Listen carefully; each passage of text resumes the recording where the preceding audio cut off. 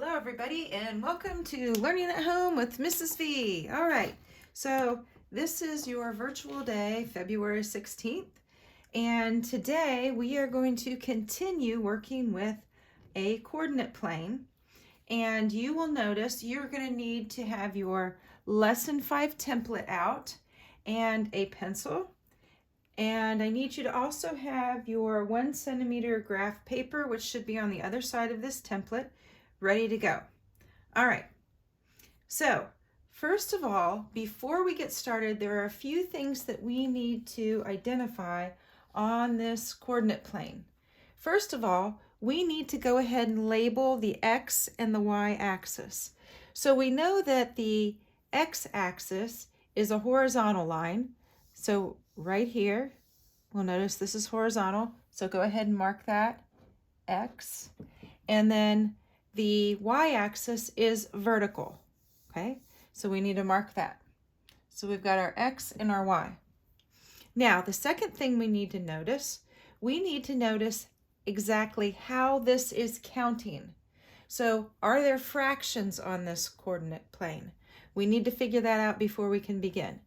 So I know that I've got 5 and I've got 10. We've got our point of origin here, 5 and then 10. So now I'm going to go ahead and count here, and I'm going to determine what the rest of the numbers are in between the 0 and the 5. So I'm just going to go ahead and try counting my whole numbers. So I've got 0, 1, 2, 3, 4, 5. That works. 6, 7, 8, 9, 10. Okay, these are all in whole numbers. So we're not going to have to worry about fractions on this coordinate grid. Now, the other thing I want to review with you is when the X and the Y meet, we've got our point of origin, and this is a right angle. So I know that the X and the Y are perpendicular to one another because they create that 90-degree or right angle, okay? Just some vocabulary that I needed to review with you.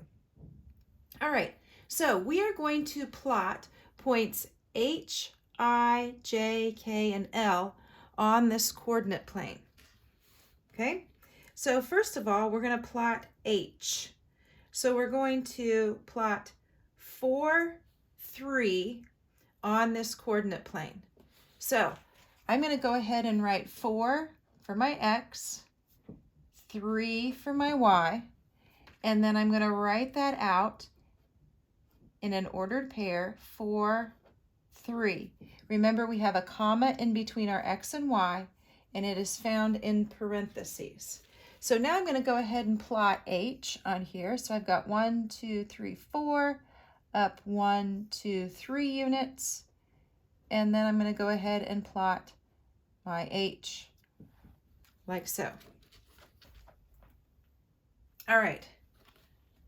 Next, I'm going to plot the second point, plot I. So I'm going to go ahead and plot it at 10, 3. So when I say 10, 3, since my first number is going to be my X, put it here. My Y is the second number, 3. And then the ordered pair is written 10, comma, 3 in parentheses. Now I can go ahead and plot point I. So I'm going to go over on the X. Notice I start at my start or my point of origin each time, okay? Just like on a game board, you start at the start. So we go over 10 and then up 1, 2, 3. And I'm going to go ahead and plot that point and name it I. All right, so my third point is going to be J. And again, I'm going to have my X is going to be 8, my Y is going to be 3, and I'm going to plot or write that coordinate or that ordered pair 8, comma 3, and then I'm going to go ahead down here and find 8. So I've got 5, 6, 7, 8. So I'm starting at my 0, going across to 8 on the X, and then I'm going to go 3 units on the Y, 1, 2, 3. I'm going to plot that, and it shall be named J. All right, so my next coordinate point will be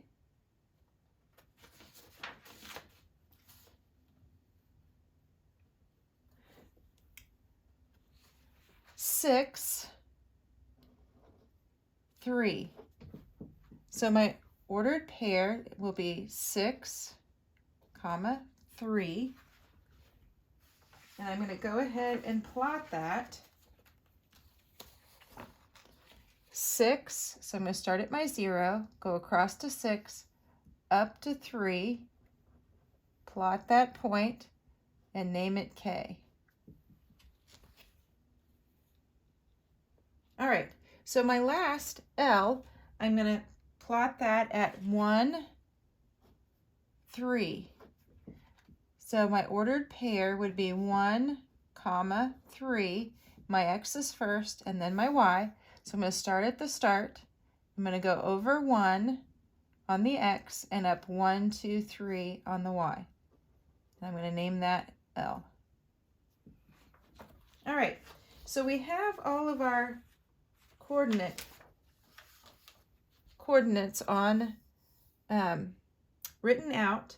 And this time what I'm going to do is I'm going to go ahead and I'm going to grab a ruler. You don't have to have a ruler. If you just have a piece of paper that you can use, a thick piece of paper or a book, and you're going to have it a little easier than I am because I don't have it on a flat surface. But we're going to draw the line through there. And when we connect all of these points, you'll notice it is a line. Now, what do you notice? And we talked about this yesterday. We've noticed patterns on our coordinate graphs. So when I look at this, I notice that all of them fall on a straight line. Now, I know that they have something in common, and that's why they fall on that straight line. So when I go back and I look, I'm asking myself, what do they all have? Well, when I look at the X, all of those numbers are different. All of them, when I went across, I went to a different place. But when I went up to the Y, they were all the same. We always went up 3 away, and 3 up on the X, okay, from the X. So each one of them on the Y, they have a 3. So all of that they have in common. That's why it's a straight line. Now I'm looking at this, and when I see this line and I compare it to the X, there is a vocabulary word that we've been learning that describes the relationship from this line to the x-axis. So I notice that if I keep drawing this line and I keep drawing the x-axis, that they're never ever going to touch. So I hope you said that those are parallel. If you said those are parallel, you are absolutely correct. Now, if I draw this line and I compare it to the y-axis, there is a vocabulary word that we've been learning that tells that when two lines intersect and form a right angle, what kind of line is that? It's a perpendicular line. So this line, and we're going to name this line, let's name it line W. So line W, I can say, is parallel to the x-axis, but perpendicular to the y-axis. Now, can we create another line that is also parallel to the x-axis and parallel to the line Y, or W, I'm sorry, line W, and we'll name it a line name too. So let's go ahead and let's use, and now I know that all of them, if they're going to be parallel, all of the Y coordinate points need to be the same. So I'm going to choose, let me see here, let's choose 7. So I'm going to go down here and I'm going to add, let's see, J, K, L, M. and it's going to need a coordinate for the y as 7. So what am I going to choose for the x? So let's do 5, 7. And I'm going to go over 5, start at my start, which is the 0, the point of origin, go over 5 and up 5, 6, 7. So right there, and I'm going to name that M. Now, let's go ahead and do N, and let's do 10, and the other one has to be 7. 7. 10, 7. I'm going to go over 10 and up 7. I'm going to name that N. Now let's go ahead and for O, I'm going to name that 2, 7. Whoops. 2, 7. Over 1, 2, up 7, and I'm going to name that O. Now, when I draw my line for OMN, it is going to be, again, parallel to the x-axis and perpendicular to the y. So I'm going to name this, let's name this line R. So line R is parallel to line W and parallel to the x-axis, but it is perpendicular to the y. Okay? So that's just some practical applications to what we've been talking about in the patterning. So I notice when the y coordinate is all the same, then it is parallel, that line will be parallel to the x-axis. And every time when we have the y the same, those coordinate points can be, there's a line that can be drawn through them, and they'll all be on that straight line, parallel to the x-axis. Now, what do you think would happen if we had everything the same with the x? Let's go ahead and try it. So let's take a look at this second graph. And again, let's go ahead and label the x and the y. So we've got our chart out here that tells us what we need to do. So they already have these written in for us this time, and all we have to do is plot them and then see what we think will happen. Well, I know when the y's were the same, they were parallel to the x-axis. So since the y-axis is perpendicular to the x, I'm wondering if this time I can create lines that are parallel to the y. So let's see. That's my guess. So for point D, it's asking me to plot 2.5, 0. So I'm going to start at my point of origin. I'm going to go over 2.5, and I'm not going to go up at all because it says 0. And I'm going to call that point D. So for point E, I'm going to go 2.5, 2. So I'm going to go start at my point of origin, go up 2.5, over 2.5, and up 1, 2. So this time it is E. And you know, I just went ahead and started. I noticed this time, and I didn't say this, shame on me. So this time on my number line, I do have hash marks in between the whole numbers. So I have 0, half, 1, 1.5, 2, 2.5.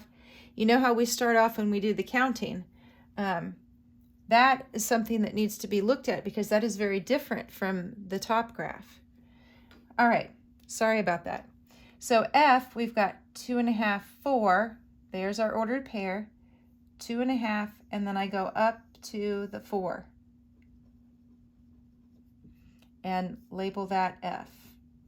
Now, what would happen if I didn't pay attention to that and I just went up 4 lines? Well, look at the difference. So if we went over 2.5 and then we went up 1, 2, 3, 4, that would be totally wrong because that's a 2. So that's the reason why we have to very carefully look at the number lines, because that's what these are. These are number lines, and figure out exactly how they're counting so we know how to create the line that they're asking. So now notice I've got point F, point E, and point D. All of them, again, if we connect them, they all create a line. So I'm going to go ahead and create the line.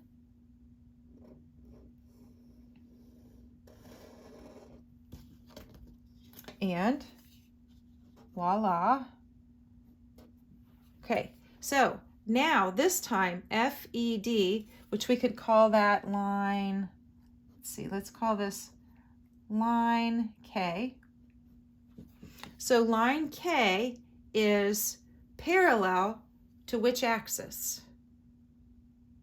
If you said the y-axis, you are correct, because line K will never touch the y-axis. Now, I notice that it intersects the x-axis. So, since it does, and it comes in and creates a 90-degree angle, line K is what to the x-axis? Perpendicular. All right, now, can we create that same effect? Well, let's look at the pattern to see how we're going to create it. So I notice this time that the x is 2.5, 2.5, 2.5. So when the x is all the same, we create the line parallel to the y-axis. So let's go ahead and this time for the x, let's see, let's F. So let's do point, let's go ahead and back up and do point A. So point A this time, we're going to choose for the x 4.5. So I'm going to do 4.5 and 1 for A. So I'm going to go 4.5 over up 1. I'm going to label that A. So I need to put my ordered pair here. All right, so for B, I'm going to name that with the coordinates 4.5 and 3.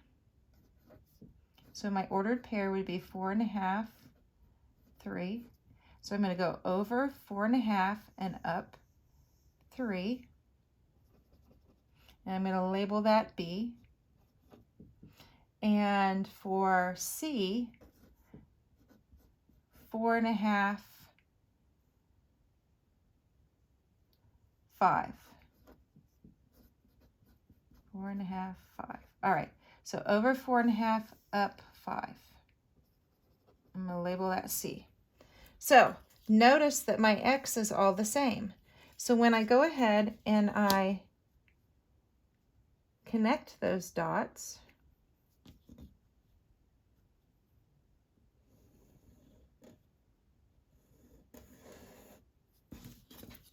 all right, again, it is parallel to the y-axis. So all of the x are the same again, so it's parallel to the y and perpendicular to the x. All right, so that's just more patterns with the coordinate grids.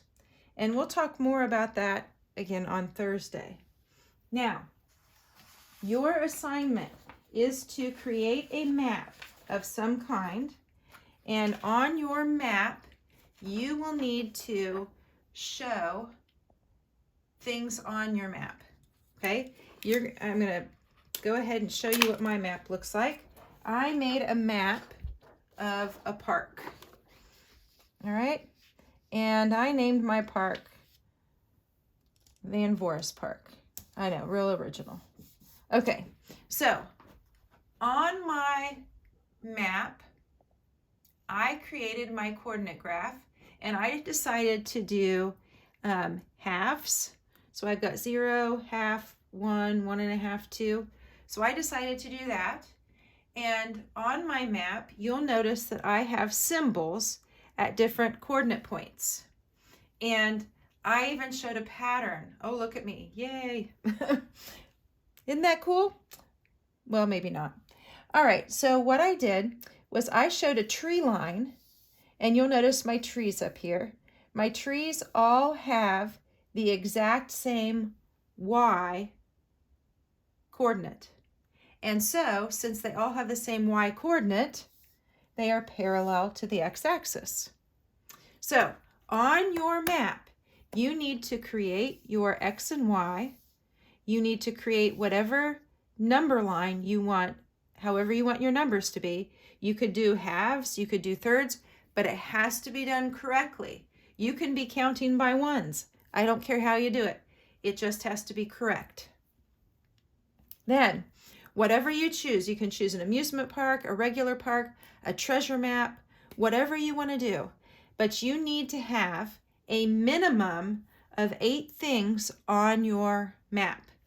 I want you to have symbols to tell me what they are. So like right here, I have a slide. So I have a slide at 2.5, 4.5.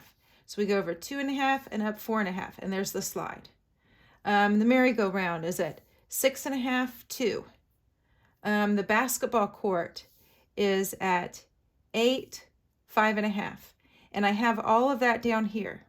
Okay, so all of that is labeled down here. So if you are brand new to my park, you can find the things. So I've got a park entrance, I've got swings, a slide, a picnic area, a merry-go-round, a tennis court, a climbing wall, and a basketball court.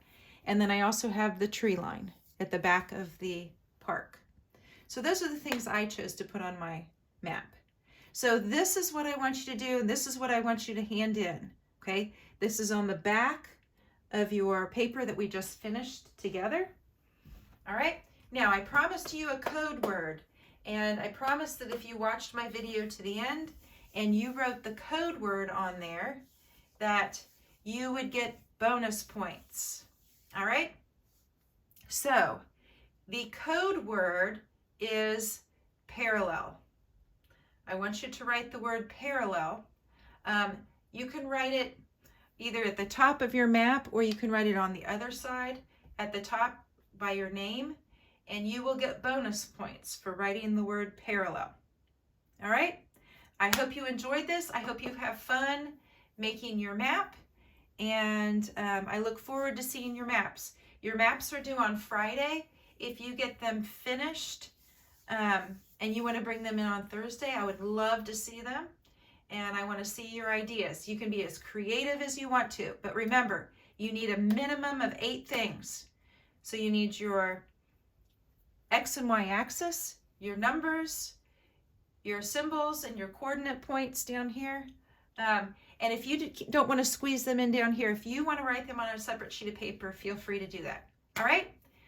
Keep watching, keep thinking, always stay curious, and I will see you on Thursday.